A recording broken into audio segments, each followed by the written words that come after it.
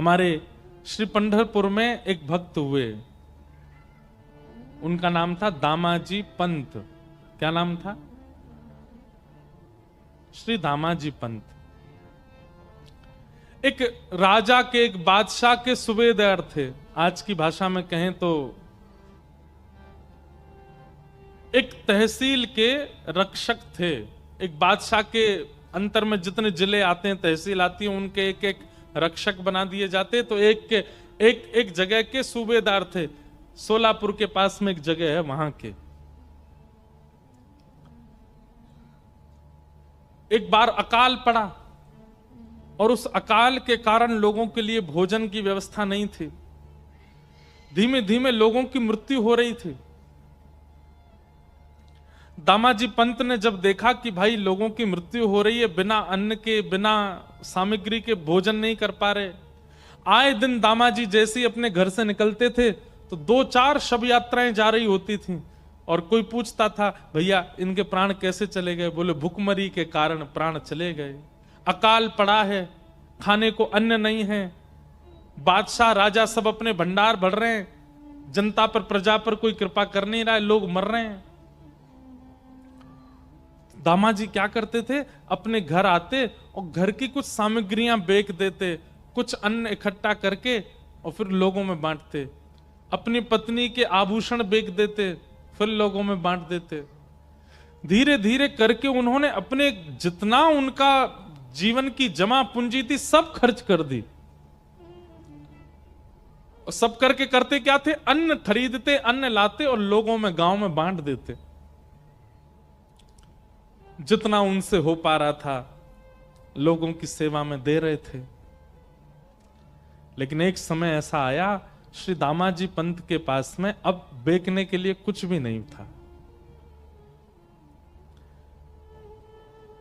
एक घर में कितनी सामग्री होगी? ज्यादा से ज्यादा 2-4 घरों को दे सके इतनी सामग्री थी। लेकिन यहां भुखमरी तो पूरे क्षेत्र में थी, अकाल तो पूरे क्षेत्र में था। तो दामाजी पंत एक दिन रात भर सोचने लगे, क्या करूं मैं? कैसे इन जीवों का कल्याण करूं? कैसे इन लोगों को मरने से बचाऊं? क्योंकि वे एक सूबेदार थे, एक तहसील पूरी, एक जिला पूरा उनके अंदर में ही आता था। तो बादशाह का अन्न कोष, उसकी चाबी उन्हीं के पास ही रहती थी। बहुत ध्यान से सुनना। बादशाह के अन्नकोष की चाबी उन्हीं के पास रहती थी। दामाजी पंत ने अपनी पत्नी को रात में बुलाया और कहा, देवी मेरे मन में एक योजना तो है लोगों के घरों में अन्न पहुंचाने की, लोगों की मृत्यु को टालने की, लोगों को जीवन देने की, पर इस योजना से मेरे प्राण चले जाएंगे। पत्नी घबरा गई, बोले आप कैसी बात कर रहे हैं? ऐसा कुछ भी नहीं करना जिससे आपके प्राण जाएं, मैं कहां जाऊंगी फिर? दामाजी कहने लगे, देवी मेरे एक के प्राण जाएंगे पर लाखों के प्राण बच जाएंगे। और ऐसा भी हो सकता है कि मेरे तो प्राण जाएं, साथ में तुम्हारे भी प्राण ले लिए जाएं। पत्नी बोली, ऐसा क्या विचार कर रहे हैं आप? तब दामाजी बोले, मेरे पास ये अन्न कोष की चाबी है बादशाह की, उसमें इतना अन्न होगा कि अगले 2-3 महीने तक, जब तक वर्षा का समय नहीं आता, जब तक ठाकुर जी की कृपा नहीं होती पृथ्वी पर, तब तक लोग मरेंगे नहीं, इतना तो अन्न होगा। उसको मैं खोल दूंगा, लोगों में बांट दूंगा, और फिर जब बादशाह को पता चलेगा वो मुझे सूली पर चढ़ाएंगे, और हो सकता है कि मेरे साथ साथ तुम्हें भी चढ़ा दें। लेकिन मेरे मन में आता है कि अगर मेरे प्राण चले जाएं, लाखों के बच जाएं, तो ये सेवा मैं कर सकता हूं। अब इस बात को सोचिएगा, ऐसी विचारधारा रखने वाला व्यक्ति वो कपटी नहीं हो सकता, उसके चित्त में छल नहीं हो सकता, उसके चित्त में चतुराई नहीं हो सकती। ऐसी बुद्धि वही कर सकता है जिसका चित्त बहुत सरल और निर्मल हो।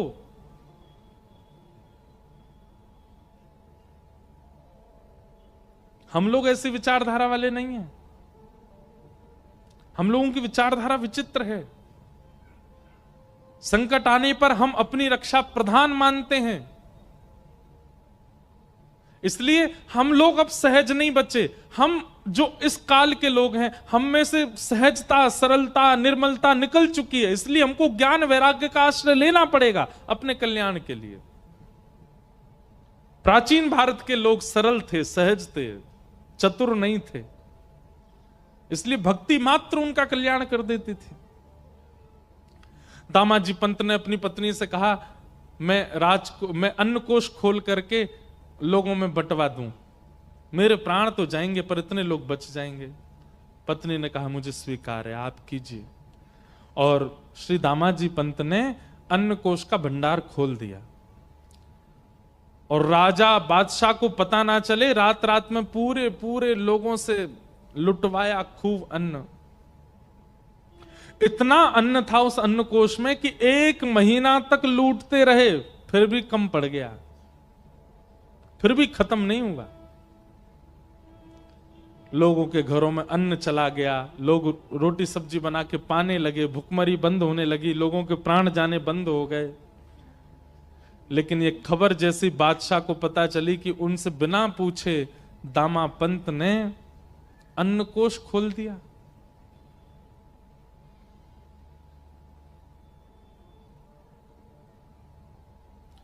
बादशाह ने आज्ञा कर दी, तुरंत बंदी बनाओ, और दामा पंत को पकड़ करके बंदी बना करके सूली पर चढ़ा दो। मुझसे बिना आज्ञा लिए इसने ये किया कैसे? राजा के जो सेना थी, उस सेना गई घोड़ों पर बैठ करके। दामाजी को पता था कि एक दिन तो ये होना है, और आज जैसे ही सैनिकों को आते देखा, अपनी पत्नी को मुस्कुरा कर देख करके बोले, देवी अब मुझे आज्ञा दो, अब मुझे जाना होगा। देखो ये सब आ रहे हैं, ये मुझे ले जाने ही आ रहे हैं और मुझे सूली पर चढ़ाएंगे। तुम ध्यान रखना अपना, और अपनी भक्ति तो करना ही, साथ ही मेरा स्मरण करके मेरा भजन की जो क्रिया है उसको भी तुम करती रहना। पत्नी बहुत रोई, दामाजी को बंदी बना लिया, और बंदी बना करके सेना जो थी ले जाने लगी। चलो राजा की आज्ञा है, तुम्हें सूली पर चढ़ाना है। हाथों में हथकड़ी, पैरों में बेड़ियां बांध करके ले जा रहे थे दामाजी को। थोड़ी दूर पर पंढरपुर आया, और पंढरपुर आते ही नेत्र सजल हो गए श्री दामाजी के। और जो सेनापति था उससे कहा, एक अंतिम इच्छा मेरी पूरी कर देंगे आप? बोले क्या? ये मेरे इष्ट का स्थान है, श्री पंडरीनाथ भगवान यहां विराजते, आपकी अगर आज्ञा हो तो मैं ठाकुर जी को केवल प्रणाम कर लूं। प्रणाम करके मुझे बस उनका दर्शन करना। ठाकुर जी के सन्मुख दामाजी को ले गए। दामाजी ने सजल नेत्रों से कहा, हे विठल, हे विठोबा, मैंने अपने लिए कुछ नहीं किया, केवल आपको भजने वाले वैष्णव, आपके जन, ये संसार के लोग ये केवल खा सकें, इनके अकाल मृत्यु से, अकाल कारण से मृत्यु ना हो, बस इसलिए मैंने वो अन्न कोष खोल दिया। किया मैंने गलत है, ये अपराध मैंने किया कि एक बादशाह का अन्न कोष, एक राजा का अन्न कोष उससे बिना पूछे मैंने खोल दिया। लेकिन मैं अगर उनसे पूछने जाता तो वो कहीं ना कहीं चाबियां भी मुझसे अपने पास रख लेते, और फिर मैं जीवन में कभी मानव सेवा नहीं कर पाता, लोगों को अन्न नहीं दिलवा पाता। इसलिए मैंने उनसे पूछना उचित नहीं समझा, बिना पूछे ये क्रिया मैंने की, जो कि है तो अपराध।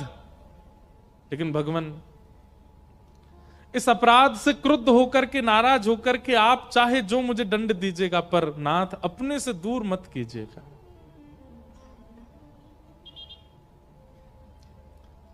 पंडरीनाथ भगवान से प्रार्थना कर रहे हैं, नेत्र सजल हैं। प्रबल प्रेम के पाले पड़कर हरि को नियम बदलते देखा, अपना मान टले टल जाए, पर भक्त का मान न टलते देखा। मेरा भक्त रो रहा है, मेरा प्रिय रो रहा है सामने बैठकर के ठाकुर जी कैसे सहन कर पाते। इतने में ही श्री पंडरीनाथ भगवान एक नन्हे से कुमार बालक का रूप धारण किया।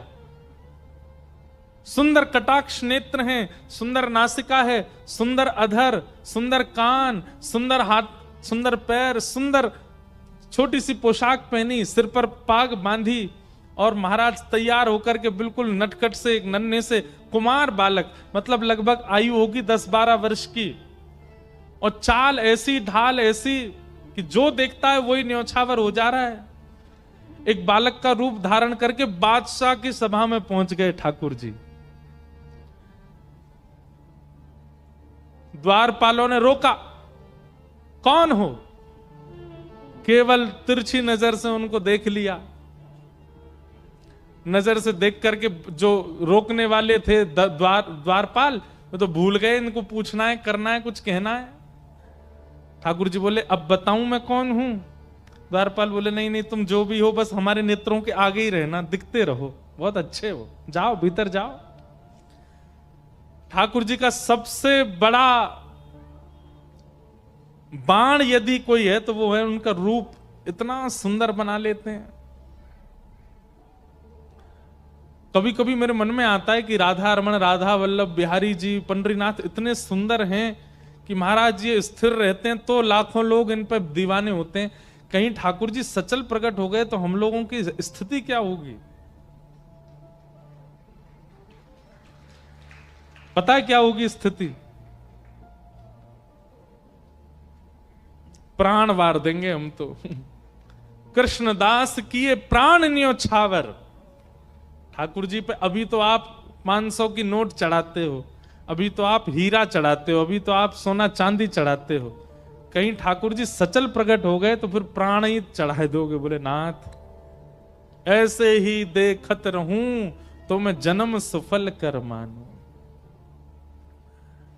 इतना सुंदर वेश धारण करके ठाकुर जी जैसे ही पहुंचे राजा की सभा में, बादशाह की सभा में, बादशाह ने पहले तो चाल देखी, चाल देख करके आनंदित हो गया। जबकि स्वभाव ऐसा है कि पहले कितनी दोहरियां हैं, सब पे रोक दिया जाता है लोगों को, लेकिन चाल ढाल रूप इतना सुंदर कि सब रोकना भूल गए उनको। बादशाह भी कहना तो चाह रहा है, सेनापति मंत्री जाके देखो ये कौन है, लेकिन शब्द ही नहीं निकल रहा मुख से। बस मन हो रहा है ये थोड़ा और समीप आए, थोड़ा और समीप आए, थोड़ा और पास आ जाए, थोड़ा और पास आ जाए। ठाकुर जी आके सामने खड़े हो गए। बादशाह ने पूछा, तुम्हारा परिचय कौन हो? बोले, मेरे नाम तो अनेक हैं पर प्यार से सब लोग मुझे विठू विठू बुलाते हैं। क्या नाम है तुम्हारा? बोले, विठोवा। विठोवा? हाँ, कितना सुंदर नाम है, जितने सुंदर तुम उतना ही सुंदर तुम्हारा नाम है।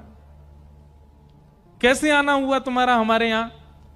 बोले, अरे मेरे स्वामी हैं, मैं जिनका दास हूं, मैं जिनका सेवक हूं, ऐसे मेरे स्वामी, मेरे महाराज, मेरे सर्वस्व। कौन? आपके सूबेदार श्री दामाजी पंत, वो मेरे स्वामी हैं। मैं उनके यहां नौकरी करता हूं, मैं उनका सेवक हूं। उनका बहुत सारा धन मेरे पास पड़ा था, मैंने बहुत बार उनसे कहा कि आप आके ले लीजिए, लेकिन वो इतने व्यस्त थे कि वो नहीं आ पाए। इतने उदार, अपना सारा धन मेरे पास छोड़ दिया। पर आज मुझे पता चला कि उनके धन, आपकी किसी सामग्री का उन्होंने प्रयोग किया जिसका धन वो चुका नहीं पाए, आप उनको सूली पे चढ़ा रहे हो। तो मैंने सोचा कि उनका जो बकाया धन है जो मुझ पर है वो मैं आपको दे देता हूं ताकि उनकी मृत्यु टल जाए। बादशाह बोले, इधर देखो सब लोग, इधर देखो, यहां देखो, कथा सुनो। बादशाह बोला, बातें तो तुम बहुत अच्छी कर रहे हो, तुम्हारा स्वर भी बहुत मीठा है, देखने में भी बहुत सुंदर हो, लेकिन भैया तुम्हारे जो स्वामी हैं उन्होंने इतना अन्न लिया है कि उसको दामाजी पंत क्या, किसी देश का कोई बहुत बड़ा सेठ भी चाहे तो नहीं भरपाई कर पाएगा। इतना अन्न प्रयोग में लिया उन्होंने। कहां से दोगे इतना धन? बोले आप ले लीजिए, कम पड़े तो बताइएगा। कहां है, लेके आयो? को बैलगाड़ियों में लायो? किस में? बोले नहीं, ये रखी पोटली। बादशाह जोर से ऐसा बोले, इस पोटली में लाए? बोले हाँ। चलो निकालो, कितना है हम भी देखें। सब लोग हंसने लगे। ठाकुर जी ने पोटली खोली और जैसे ही उल्टी करी, निकलता ही गया, निकलता ही गया, निकलते ही गया, निकलते ही गया। सोने का एक मानो जैसे मेरू पर्वत जैसा खड़ा हो गया राजा के सामने। बादशाह तो आज पहले तो रूप पे मोहित हो गया, फिर वाणी पर मोहित हो गया, चाल ढाल पर मोहित हो गया, फिर ये चमत्कार देख करके वो तो बिल्कुल मानो जैसे न्योछावरी हो गया। भैया बस बस बस बस बस करो, ये तो अन्न क्षेत्र में इतना अन्न नहीं था जितना तुम धन दे रहे हो, ये तो उससे बहुत ज्यादा दे रहे हो। और ये कैसा तुम्हारे पास ये चमत्कारी तुम्हारा ये झोला है छोटा सा, इसको उल्टा कर दे, इतना निकल रहा है। ये मेरे स्वामी श्री दामाजी पंत ने मुझको दिया है। आपसे प्रार्थना है मेरे स्वामी को मुक्त कर दीजिए। ऐसा कह करके पोटली अपने कमर पर बांध के ठाकुर जी तो वहां से चाल ढाल करते चले गए। राजा देखता ही रहा अपलक नेत्रों से। और जाते जाते ठाकुर जी गए और जाकर के राजा से बोले, अब धन पर्याप्त है ना? बोले हाँ। अब एक पत्र में लिख दीजिए कि आपने दामाजी पंत ने आपके समस्त अन्य क्षेत्र का धन आपको चुका दिया और आप उनकी मृत्यु जो दंड आप दे रहे हैं उसको आप टालते हैं, अपना हस्ताक्षर करके मोहर लगा दीजिए। और एक पत्र पर सब लिखवा करके मोहर लगा के हस्ताक्षर करवा के ठाकुर जी तो चले गए। बादशाह देखता ही रह गया। दामाजी पंत का नित्य नियम था, गीता जी का पाठ करते थे। आज सूली पर चढ़ना था उनको प्राण त्यागने के लिए। अपने अंतिम समय में अपना नित्य कर्म कर रहे थे।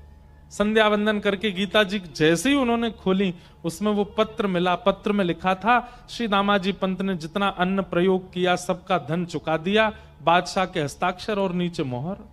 गीता जी में वो मिल गया। दामाजी पंत देख करके आश्चर्यचकित हो गए। और यहां सब लोग उनको उठाने के लिए, अब ये पत्र किसको दिखाएं, कौन मानेगा? पत्र तो देख लिया। इतने में कुछ लोग आए और राजा ने उनको भेजा था सेना को, और सेना से जाकर के कहा, भैया दामाजी पंत की जो मृत्यु के लिए सूली बनाई है ये स्थगित करो। क्यों? बोले इन्होंने सारा धन चुका दिया है और इनका सेवक गया था वहां राजा के यहां, बादशाह के यहां जाकर के उसने धन चुका दिया है, इनकी अब मृत्यु टल गई है। दामाजी पंत समझ गए, बोले कि ये कोई और नहीं कर सकता। इतना धन कौन देगा अन्न के लिए आज के युग में?